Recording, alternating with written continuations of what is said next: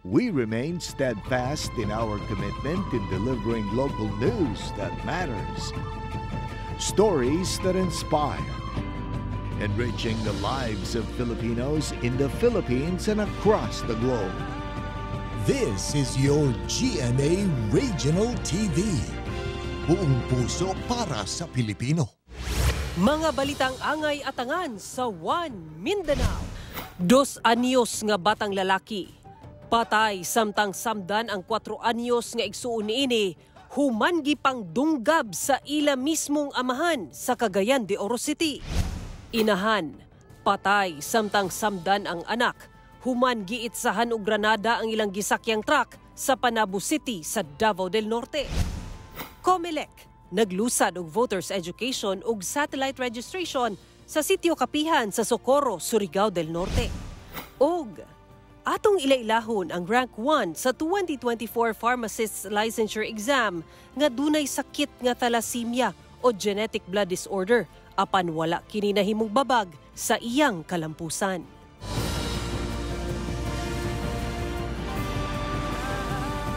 Ito ang GMA Regional TV, One Mindanao.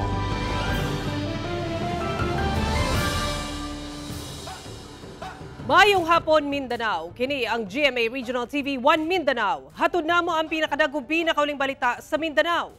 Ako si Sara Hilomen Velasco, live gikan dinhi sa GMA Davao Complex. Cyril Chavez, live gikan dinhi sa Barangay Makabalan, Cagayan de Oro City. Efren Mamak live desde aquí na GMA Zamboanga Station. Mas gipakusgan sa Davao City Health Office ang ilang vaccination drive alang sa mga bata aron malikay sa sakit. Gani ilan ang gipaduol ang serbisyo ngadto sa mga barangay sa syudad. Ani ang report ni John D. Esteban. Gidala sa 23 anyos nga inahang si Erica ang iyahang kambal nga anak sa Barangay Matina Playa Gym sa Davao City aron pabakunahan atol sa pagsugod sa World Immunization Week.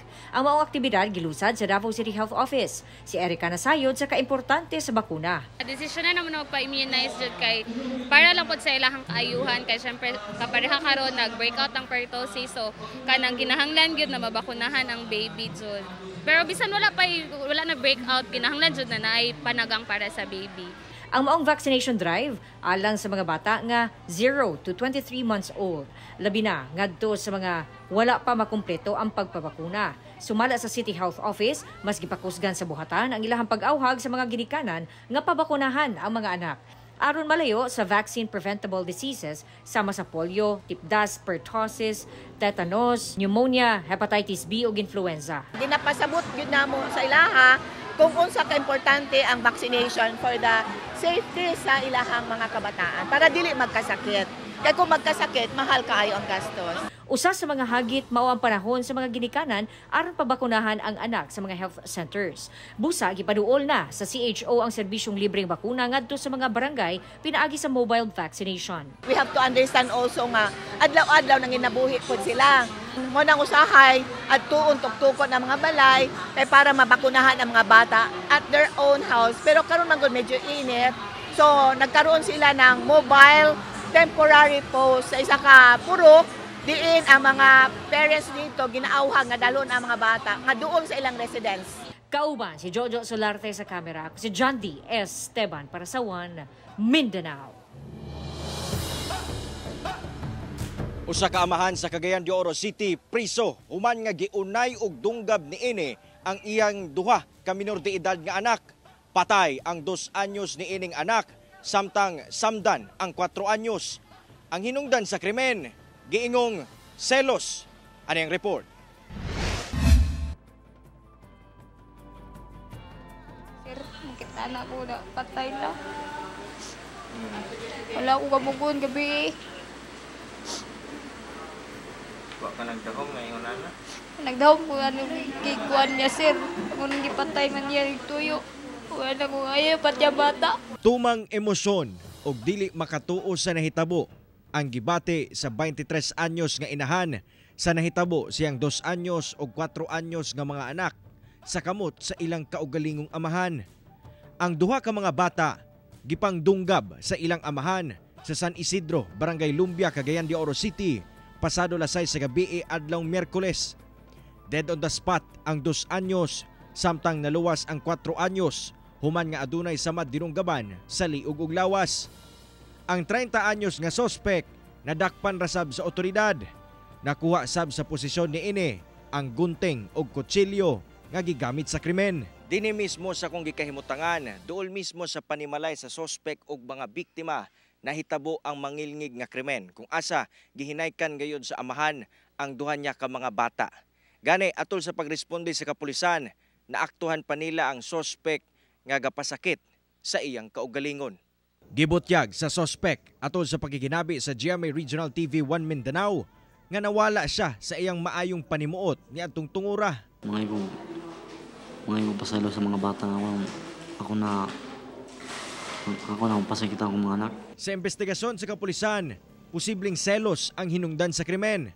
Nasuko kuno ang sospek sa paglakaw sa iyang kaipon. Karon paningkamutan sa Cagayan de Oro City Police Office nga ma-endorse ang maong kaso sa buhatan sa City Prosecutor's Office. Dugang sa inahan sa mga bata nga una pa man nahitabo ang krimen, daan na kuno silang gaaway sa sospek.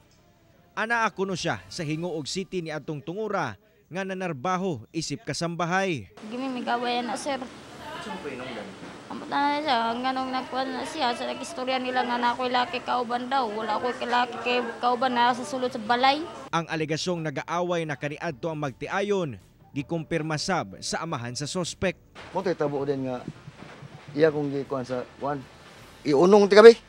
Guko din sa nako, gikun ko niya, iunong ko niya. Mo tulikos balay ko nabuang na komo pulis.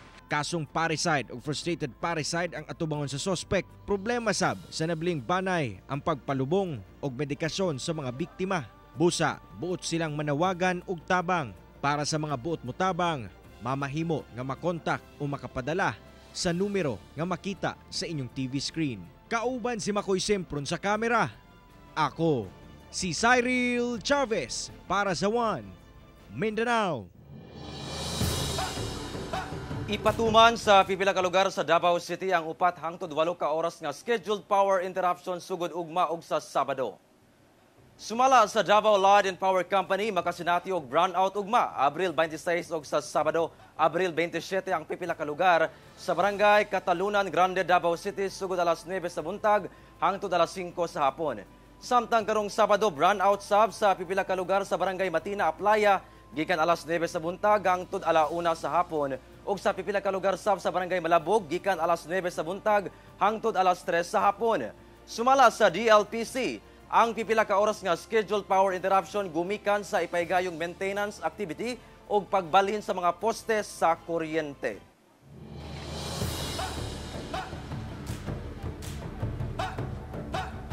Patay ang usa ka inahan samtang samdan ang anak niini diyang giitsahan og granada samtang nakasakay sa usa ka truck sa Panabo City, Davao del Norte. Gikordon na kining elf truck nga gisakyan sa mga biktima daplin sa kalsada sa Purok Pantukan 1, Barangay JP Laurel sa Panabo City, Davao del Norte. Sa investigasyon sa kapulisan, mag-alas 7 sa gabi adlaw Miyerkules, diyang giitsahan og granada ang mga biktima nga sakay sa mong truck sa duha ka lalaki nga nakamotorsiklo 15 gilayong miikyas human sa insidente. Taod-taod, may busikad ang granada. Nadala pa sa ospital ang mga biktima apan dead on arrival ang 56 anyos nga inahan nga si Loretta Abapo nga taga Barangay New Upon sa Magsaysay, Davao del Sur. Samtang samdan ang iyang anak nga si Yosechito Abapo kinsa padayong ginatambalan sa ospital. Prayon pa ang investigasyon sa kapulisan sa hinungdan sa krimen ug sa pag-ila sa mga sospek. Bibisita si COMELEC Chairman George Garcia sa Socorro, Surigao del Norte alang sa voters education ug satellite registration. Atong sayro ng detalye niini sa live report ni Argil Relator nga manukad sa Claver, Surigao del Norte. Argil.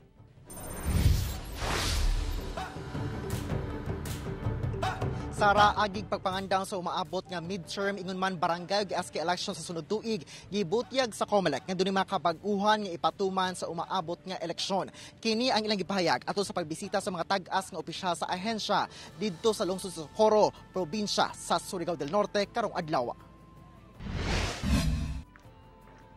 Gidayo sa mga tag-as nga opisyal sa Commission on Election Central Office ang Island Municipality sa Socorro, Surigao del Norte sa mismong sitio Kapihan nga mooy komunidad sa mga miyembro sa Socorro Bayanihan Services Incorporated. Kini alang sa pagpahigayon og special satellite registration o voters education sa residente sa maong lungsod nga kabahin sa information and education campaign sa ahensya aron mapahibalo sa katawhan ang ilang katungod sa pagbotar, proseso sa pagparehistro ug awhagon nga pagparehistro alang sa umaabot nga eleksyon. Dinhi gibutyag ni Comelec Chairman George Garcia ang planong magtukod og presinto sa sitio Kapihan aron sa ilang lugar na mismo makabotar ang mga residente. Dugang ni Garcia na dunay mga kabaguhan nga ipatuman sa duha ka eleksyon nga ipahigayon sa sunod tuig. Dunay bag-ong makinang gamiton nga ginatawag nga automated counting machine nga mas klaro ang transparency features. Gikan 5 a.m. hangtod 7 a.m. ang exclusive voting alang sa senior citizens, PWDs ug mga buntis. Para sa OFW ug mga Pilipinong anaa sa ubang nasud, ipahigayon ang labing unang internet voting aron dili na moadto sa mga embahada ang mga botante. Sara, dugang gibutyag sa Comelec kung unsa man ka estrikto ang mga proseso ug pulisiya nga gipatuman atol sa milabay nga barangay ug election sama sa ka estrikto ang pagpatuman sa mga pulisiya sa umaabot nga eleksyon sa sunod tuig kung asa ipatuman ang duha ka eleksyon nga mao ang midterm ingon man ang barangay ug SK elections. Sara. Okay, dagang salamat, Argil Relator.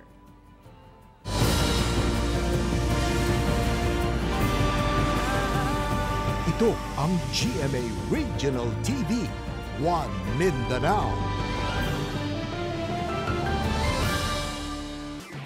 Kakuhaan og inspirasyon ang usa ka graduate nga taga Zamboanga del Sur kinsa wala na imong babag ang iyang genetic blood disorder aron mahimo siyang rank 1 sa 2024 pharmacist licensure exam. Ato siyang ila-ilahon pinaagi nining report. Wala nagdahom ang 25 anyos nga si Regway Hajula nga taga Margo sa Tubig, Zamboanga del Sur nga mamahimong rank 1 sa 2024 pharmacist licensure exam nga nakakuha og 92.85%. Di ko talaga inexpect kasi I reviewed pa sa Manila. Tapos everyone there is so competitive. Apan luyo sa kalampusan ni Reg ang usa ka talagsaon nga sakit nga ginasagubang niini. Si Reg kinsa kinamanghuran sa 5 ka magsuon gipanganak nga dunay thalassemia nga usa ka genetic blood disorder. Sumala niya, dagang hagit ang iyang giatubang tungod sa iyang sakit samtang nag-eskwela. May kuya din po, may thalassemia din sa to the extent na ayun nga, hindi siya nakapag-aral. So, yung case ko naman is medyo light compared sa kanya. But somehow there's this struggle din. Kasi of course, we have to stay, awake late at night. Study, ganyan. Pero tapos yung hemoglobin ko mababa. Sumala sa eksperto, ang thalassemia usa ka sakit kung asa dili makaproduce og hemoglobin ang lawas sa tao. Ang hemoglobin, importante nga parte sa red blood cells. If hindi po nakaka-produce ng enough na hemoglobin yung katawan natin, syempre po ang tendency magiging anemic tayo. May mga kailangan lang talaga na like frequent ang transfusion. Busa ang amahan ni Reg, emosyonal diyang naibawan nga rank 1 ang anak. First of all, I would thank to Almighty Allah for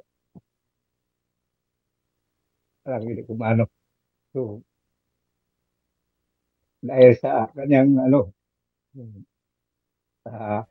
hirap at then at least kuha niya rin. No? So, yung mapasalamat ako sa mga suporte, ang mga kapatid. Mapasalamaton sab si Reg sa iyang banay nga way puas ang suporta kaniya. Thankfully, with my sister, with everyone in the family, na ma-manage naman, and we have everyone to help me keep track of my health. Mensahe niya sa kabataan. Mas masaya ka sa ginagawa mo. You actually won't get tired. Kaya, yun, just find yourself, keep your feet on the ground. Gawas kang Reg nga graduate sa Universidad de Zamboanga, laing duha ka gikan sa susamang tulungan sab ang nalakip sa top notchers. Sila si Faima Nain kinsa rank 5 nga dunay rating nga 91.25% ug Rashid Khan Jainal kinsa rank 10 nga dunay rating nga 90.62%. Samtang usa ka graduate sa San Pedro College sa Davao City nga si Wayne Rose Padayhag ang rank 7 nga dunay rating nga 90.95%. Ako si Efren Mamak para sa One Mindanao.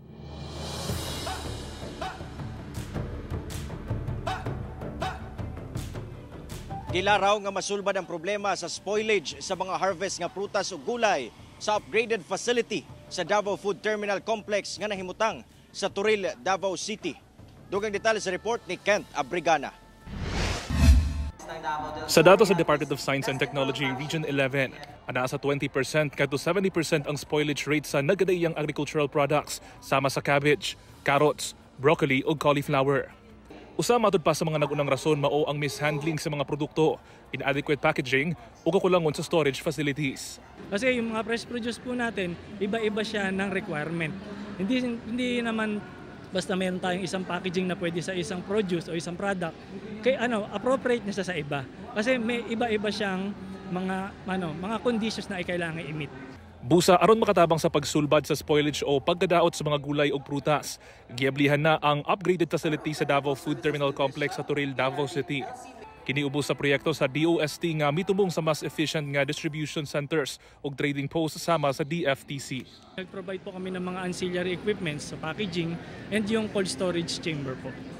Yung mga ancillary equipment, this is composed of yung vegetable washer natin, meron po tayong mga bun sealers, tray leading machine, and yung coding machine. Kung kaniadto, mano-mano pa ang paghugas sa mga gina-harvest nga gulay. Apan karon, gamit ang vegetable washer. Kaya na niini makahugas og 50 ka kilo sa nagkadaiyang gulay o root crops, sulod lang sa 4 ka minuto. Ang upgraded nga cold storage chamber, dunay capacity nga 450 crates nga makatabang aron dili madaot ang na-harvest na mga prutas o gulay. Ang mag-uumang nga si Gina, gikalipay ang maong proyekto. Dakong tama kay para maka-produce pod mi og kanang packaging, sama ang mga gardening, sama sa talong, maliba ma-package man ang talong, okra, batong. Kauban si Melco Minares sa kamera. Ako si Kent Abrigana para sa One Mindanao.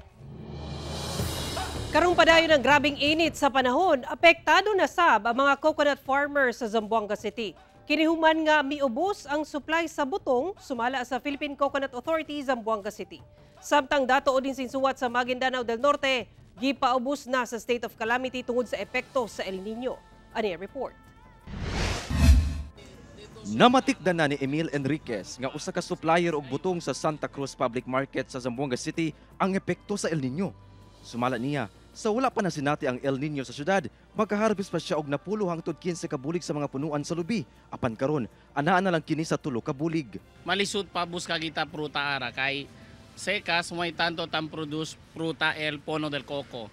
Si antes tan pruta ele na on bulig mga 10, 15 ara mga 3 lang. Por eso akin na on area tan harvest kami mga 1,000 ta sa kara 200 ya lang na on area. Gawas sa mga supplier, namatikdan sab sa mga mamaligay nga gagmay na sab ang mga butong. Kumara sir kay tiempo soles kitan sino lang grandor mga kuara mga butong. Jutay-jutay lang ngayon. Misa kasab og 5 pesos ang presyo sa matag butong nga karon, 30 pesos na ang usa. Sumala sa mga mamaligyaay, nihit manggod ang supply. Sumala sa Philippine Coconut Authority Zamboanga City, gagmay gayud ang butong kung wala kauyon ang punuan ini sa weather condition sama sa init nga panahon. Usagod sa natural nga reaction sa tanom kung maka-experience siya o ingani nga weather condition, mo menos gyud siya.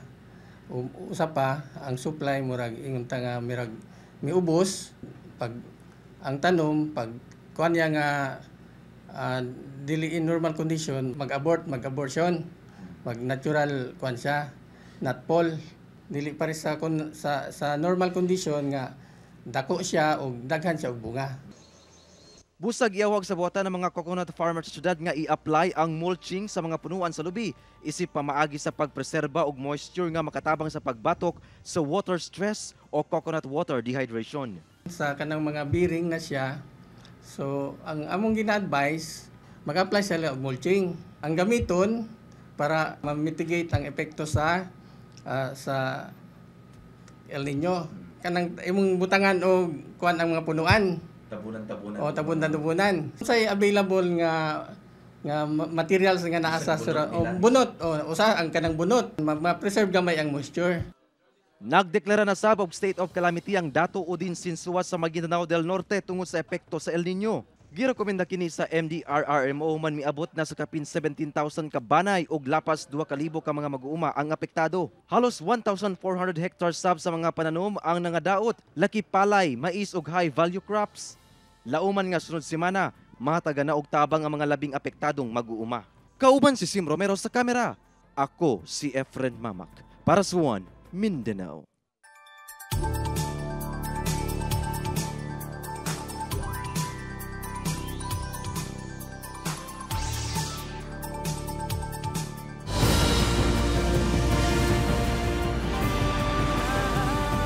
Ito ang GMA Regional TV, One Mindanao. Gumikan sa kainit sa panahon, extended ang suspension sa in-person classes sa public ug private school sa Sarangani Province ug Cotabato City hangtod April 30 karong tuiga. Samtang nagpahimangno ang City Health Office ngadto sa mga ginikanan kalabot sa sakit nga pwedeng makuha sa mga bata karong ting-init. Ano yung report ni Abby Caballero? Extended ang suspensyon sa in-person classes sa tanang level sa public ug private schools sa probinsya sa Sarangani ilawom sa Executive Order No. 20. Apan dili lakip sa suspensyon ang secondary assessment review ug work immersion. Ginapahimangnuan sa LGU ang management sa mga tulunghaan nga magpatuman og online classes, modular distance learning ug uban pang modalities. Sumala sa LGU Sarangani, pwedeng ma-extend ang suspensyon o di baka ma-lift una ang April 30. Depende kung magpadayon gihapon ang grabing kainit sa panahon. Ilawom sa Executive Order No. 123, extended hangtod April 30 karong tuiga ang in-person classes sa tanang level sa public ug private school sa Cotabato City. Kinigumikan sa grabing kainit sa panahon nga nasinatian sa lugar, asa dunay adlaw nga moabot sa 43 degrees Celsius ang heat index o ang kainit nga mabati sa tao. Base sa EO nga gipagula sa LGU, ang mga public school kinahanglang magpatuman og flexible learning modalities aron dili maapektuhan ang academic calendar. Samtang ang private schools pwede matud pang patuman og in-person classes basta kadtong mga classroom nga dunay aircon ug ginabawal ang pagpahigayon og outdoor activities gawas na lang sa flag ceremony. Samtang nagpahimangno ang Cotabato City Health Office ngadto sa mga ginikanan nga atimanon ang mga anak ug dili tugutang ma-expose og dugay sa kainit sa adlaw. Sanglit mas dali matud pang magkasakit ang mga bata. Gani kapin usa ka gatos na matud pa ka bata ang adunay respiratory tract infection sugod ni adtong Marso. Sa ganito, mataas ang humidity, uso yung mga ganyang karamdaman, no? Respiratory tract infection. So yung mga bata naman, mahina pa ang immune system, so sila ang madaling mahawa. Ginaawhag sab ang mga ginikanan nga ugaling magsakit ang anak, pahimuslan ang libreng check-up ug tambal sa ilang buhatan. Fever, no? Merong ubo, sipon or lagnat, agad-agad na mapakonsulta dito sa mga health center or dito sa may City Health Office. So, pwede ring mag-avail ng mga flu and pneumonia vaccines. Meron kaming binibigay dito sa City Health Office upang maiwasan yung mga respiratory tract infection. Kauban si Gary Balantay sa kamera. Ako si Abby Caballero para sa One Mindanao. Usa ka motor nga gi-report nga gikawat na recover sa otoridad sa General Santos City. Ang sospek dakpan sab. Naka-alerto si Abby Caballero. Balhug karon sa Macar Police Station ang 24 anyos nga si alias Martin, taga Barangay Labangal General Santos City. Siya ang sospek sa pagpangawat og motor sa samang barangay. Sumala sa kapulisan, saysay sa tag-iya sa motor nga gi-parking niya ang iyang motor at bang sa ilang balay. Taod-taod na matikdan matud pa niini nga wala na iyang motor. Dayon niining gi-check sa gawas ug nakit-an niini nga gidrive na sa laing tao ang iyang motor. Gilayong mitawag ang biktima ngadto sa kapulisan. Pagawas niya sa diri sa may area sa Malok, going diri sa may Macar. So pagtawag niya, that time nalang sa highway papuntang Hadano ang patrol. So na-intercept gid ni siya dayon. Sumala sa suspect, gisugo lang matud pa siya sa iyang higala. Nga na motor dito daw pakuha daw sa kuha. Pero kabalo kasi nga kinawat ang motor. Wala pod. Ay ko pasahilo sila, wala ko kasayran na nato. Pasakaan ang suspect og kasong paglapas sa RA 10883 o New Anti-Carnapping Act of 2016. Samtang subling pahimangno sa otoridad, kuha ng susi, ilak ang motor, kay once na negligence on your part, naaang ato nga po siya para mutabang, but it's always ang risk go na ginapirmis sa ato ang victim na nganong gipabayaan niya. Kauban si Gary Balantay sa kamera. Ako si Abby Caballero para sa One Mindanao. Gihatagan sa Sports Leadership Awards sa Commission on Higher Education ang GMA Network alang sa natampo niini sa natad sa sports. Sa second annual Tertiary Sports Leaders Congress sa CHED, gipasidunggan ang kolaborasyon sa GMA Network alang sa pag-cover sa dagkadiyang sports programs ug events sa CHED. Gidayeg ni CHED Chairman Prospero de Vera ang pagsaysay sa kumpanya sa kinabuhi sa mga atletang Pinoy. Sumala ni GMA Senior Vice President and Head for GMA Integrated News, Regional TV and Synergy, Oliver Victor B. Amoroso, magpadayon ang GMA Integrated News sa pagsuporta sa mga atleta o sa pagpalambo sa sports sa Pilipinas. Importante sabmatod pa ang paggamit sa social media o mga digital platforms sa natad sa sports nga gihimug-atan sab sa GMA Masterclass Social Media Literacy Series.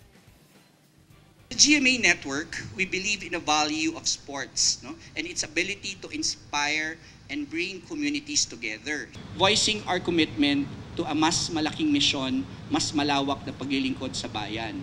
Kasama dito ang pag-push namin, no, ng Philippine sports. What GMA has done in documenting the life stories of athletes is really commendable. And it is important because it is done in an assembly where we have put together all the sports directors, the coaches, the sports officials of all the universities in the country.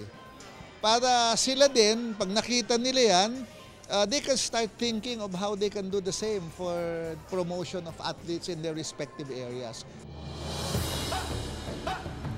Gipaspasa na sa Zamboanga City LGU ang pagpangandam sa umaabot nga La Nina kung asa posibleng masinati ang mga grabing pagbaha nga sumala sa pag-asa, posibleng magsugod sa Hunyo. Ano ang report ni Krisa Dapitan? Nagpahigayon og forum ang Zamboanga City Disaster Risk Reduction and Management Council kung asa gituki ang mga posibleng atubangon sa syudad panahon sa La Nina phenomenon kanus sa posibleng masinati ang mga grabing pagbaha. Sumala sa pag-asa, gipaabot nga masinati kini sa mga bulan sa Hunyo, Hulyo ug Agosto. Sumala sa ZCDRMC, kinahanglan kuno gayud nga pangandaman sa syudad ang La Nina aron dili na mahitabo ang mga grabeng pagbaha nga nasinati sa syudad tuig 2022 ug 2023 nga anaa sa kapin 100 million ang nadanyo sa mga infrastruktura ug uban pa. Pinaagi sa maong forum, makahibalo ang mga barangay council, lakip mga security sector ug uban pang ahensya sa mga angay himuon matag adunay kalamidad. There's engagement with all the stakeholders from the barangays up to the uniform services para manayudahan. Importante kasi because at least the community will be aware and then the community can be prepared. Siyempre, ablang kita ba? Kaya hindi mo kita prevention, no? Pero at least pwede kita mitigate an adverse effect dese. Sa karon gipaspasan na sa City Engineer's Office ug Department of Public Works and Highways ang mga proyekto sama sa pag-ayos sa mga drainage sa syudad, ang dredging operations ug ang pag-rehabilitate sa mga slope protection. Sumala pa, target sa ahensya nga makumpleto kining mga proyekto sa bulan sa Mayo. Dugang sa ZCDRMC, duna sa ipahigayong disaster summit kung diin adunay mga training nga himuon alang sa mga barangay council nga magamit panahon sa kalamidad. Andam na sabmatod pa ang mga barangay sa ilang nagkadayang gamit panahon nga magsugod ang La Nina phenomenon. Let's prepare for any eventuality kasi La Nina, the best thing is ablang kita, onboard kita ng mga programa ng gobyerno lokal. We have learned our lessons and bonito ara kay todo kasi natal ayudahan para bien del pueblo. Kauban si Sim Romero sa kamera. Ako si Krisa Dapitan para sa One Mindanao.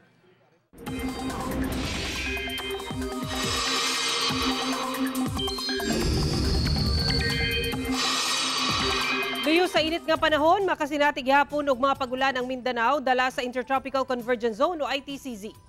Mula gihapoy natala nga ang pag-asa nga low pressure area o bagyo sa Philippine Area of Responsibility. Apan dunay mga pagulan sa Mindanao tungod sa Intertropical Convergence Zone o ITCZ.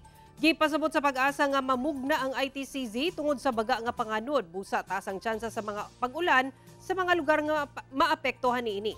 Base sa datos sa Metro Weather, dunay hinay ngadto sa kasarangan nga pag-ulan sa dakong bahin sa Mindanao karong hapon hangtod unyang gabii. Posible sab ang mga kusog nga pag-ulan. Busa kanunay kitang mahimong alerto sa pag-usab-usab sa panahon, mga kapuso. Excited na si The Clash Season 5 finalist ug sparkle artist Liana Castillo sa iyang debut single nga Baby Girl nga i-release na ugma April 26. Siguradong makasayaw ka sa bagong debut single nga Baby Girl nga mipakita sa youthful energy but powerful voice ni The Clash Season 5 finalist ug sparkle artist Liana Castillo. Sumali ni Liana, makarelate gayud siya sa iyang single, ilabi pa nga kini mahitungod sa masinati sa mga kabataan, ilabi na sa kababayenan o ga importansya sa pag-ila sa kaugalingon. Gani labing mitatak matud pa kaniya nga linya ang mahitungod sa tambag kaniya sa iyang mga ginikanan. Human nahimong finalist sa The Clash Season 5, nahimong sparkle artist si Liana kisa regular guest na sa All Out Sundays. Busa atangi ang makalingaw nga P-pop track ni Liana nga Baby Girl, written by May Orgasan ug Caleb Hinanay, ubo sa GMA Music sa tanang digital platforms worldwide ugma April 26. Apan unan ini, aniya ang pasample ni Liana sa iyang debut single. I'm not your baby girl, I'm not that easy kind of girl.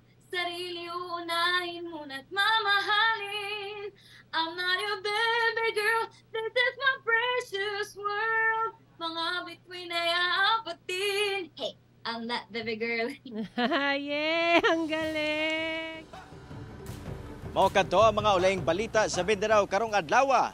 Mamahimo ninyo kining makita pag-usab pinagi sa pagbisita sa official website sa GMA Regional TV o bisita ang mga official YouTube channel o i-click ang subscribe button para sa pinakaulahing balita. Muchísimas gracias sa ato mga kapuso sa Mindanao nga nagalantaw kanamo og sa ato mga kapuso abroad. Padayon lang sa pagtutok sa mga lokal nga balita matag adlaw tungod sa GMA Regional TV Local News Matters. Kami ang GMA Regional TV 1 Mindanao, tibok pwersa para sa mas dakong misyon ug mas halapad nga pagserbisyo sa nasod.